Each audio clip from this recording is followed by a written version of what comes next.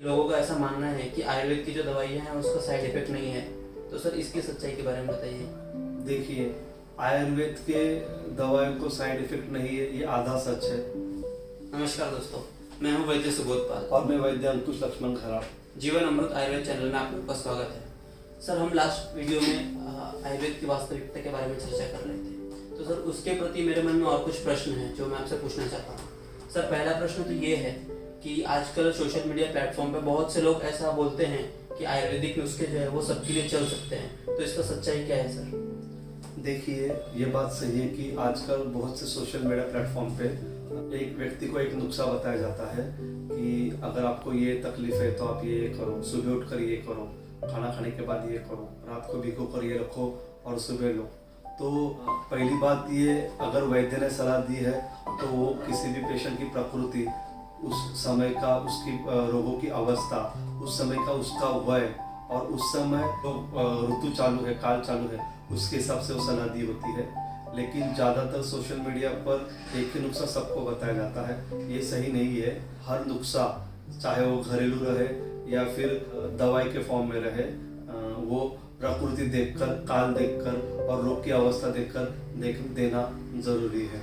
ठीक है, तो ये पूरी तरह सही नहीं है कि सुबह उठकर एक ने मेथी के दाने खाए या फिर गर्म पानी पिया तो वही लाभ दूसरे को होगा। ये काल, अवस्था और रोगों की प्रकृति इसके अनुसार देखना बहुत जरूरी है। ठीक है सर, ऐसा ही एक प्रश्न इस बारे में भी उठता है कि जो औषधि है आयुर्वेद में बताए गए, जड़ी बूटी या काढ़े वगैरह, तो किसी जैसे ज्वर के पेशेंट ने, बुखार जिसको है और उसके किसी दोस्त ने या घर वाले ने वही औषध लिया, तो क्या ये उसके घर वाले सभी व्यक्ति को चल सकता है क्या?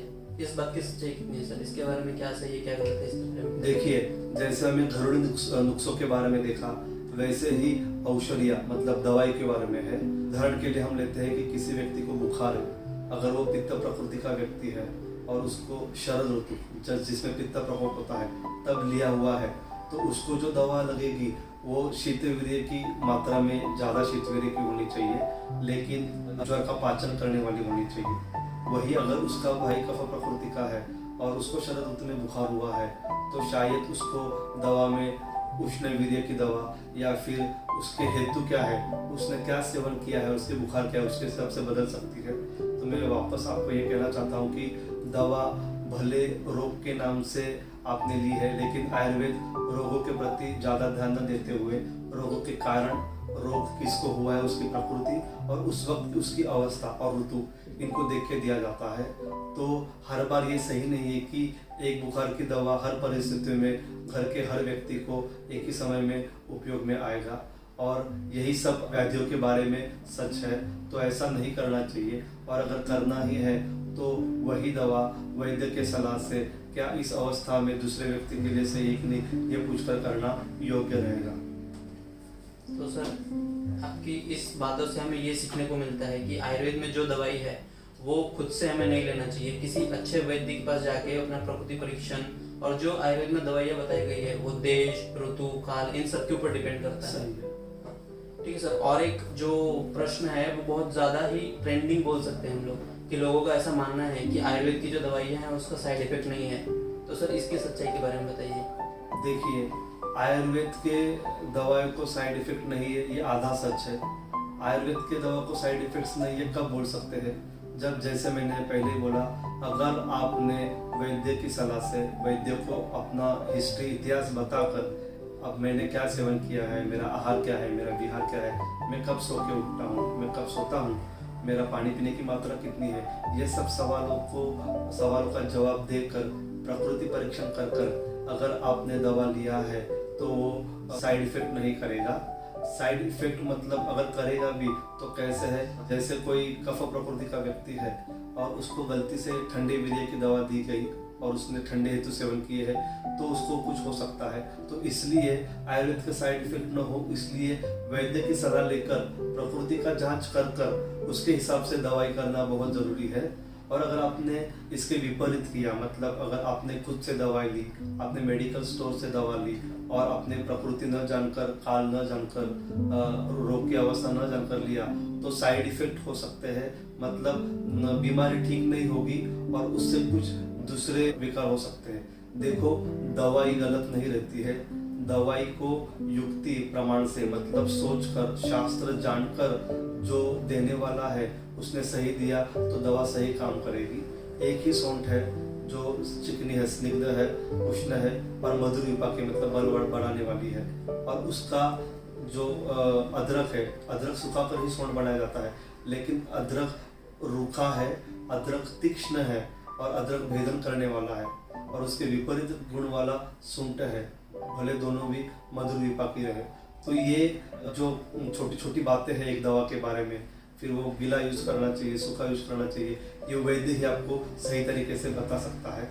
और चरक सूत्र सर में ऐसा संदर्भ आया गया है कि अगर कोई तीक्ष्ण दवा है और अगर आपने उसको सही जगह पे, सही समय पे, सही अवस्था देखकर अगर आप इस्तेमाल करते हो तो वो विष समान होने के बावजूद भी अमृत जैसे काम करती है। लेकिन कोई अमृत जैसी दवा है लेकिन वो अवस्था देखकर नहीं इस्तेमाल किया और वो ज़्यादा मात्रा में यूज किया तो विष जैसा काम कर सकता है। फाइनली ये बताना चाहते हैं कि दवा कौन सी ले रही है और आपको कौन सी दवा से ठीक लगने वाला है। और आयुर्वेद का प्रयोजन ही यही है कि दवा देते वक्त अगर बीमारी ठीक होकर दूसरी बीमारी हुई तो वो शुद्ध दवा नहीं है, मतलब शुद्ध चिकित्सा नहीं है। तो शुद्ध चिकित्सा को ध्यान देने के लिए वैद्य की सलाह से प्रकृति, अवस्था और रोगों की अवस्था इसका जांच कर ही दवा लेना जरूरी है। धन्यवाद सर। सर तो आपने ये बात बहुत सही की कि हमें विष के गुण जैसे पदार्थ का भी सही जगह पे और सही अवस्था देख के उसका प्रयोग किया तो वो अमृत जैसा कार्य करेगा। लेकिन वहीं अगर हम सही औषध का गलत जगह पे गलत अवस्था देख के उसका प्रयोग करें तो वो विष जैसा कार्य करेगा। और एक चीज हमें ध्यान में रखना चाहिए कि हमें अपना खुद का वैद्य नहीं बनना चाहिए। जो सोशल मीडिया प्लेटफॉर्म है वहाँ पे जो नुस्खे या कोई दवाई बताई गई है उनको भी हमें वैद्य की सलाह लेकर उसे फॉलो करना चाहिए।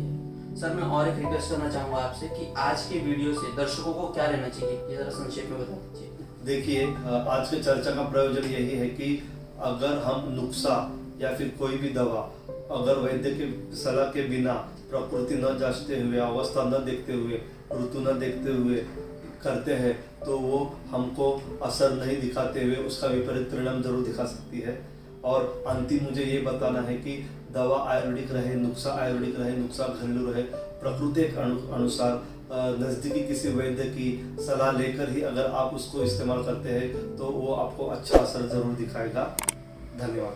चैनल को सब्सक्राइब जरूर करिएगा और इस वीडियो को लाइक और शेयर करिएगा। धन्यवाद।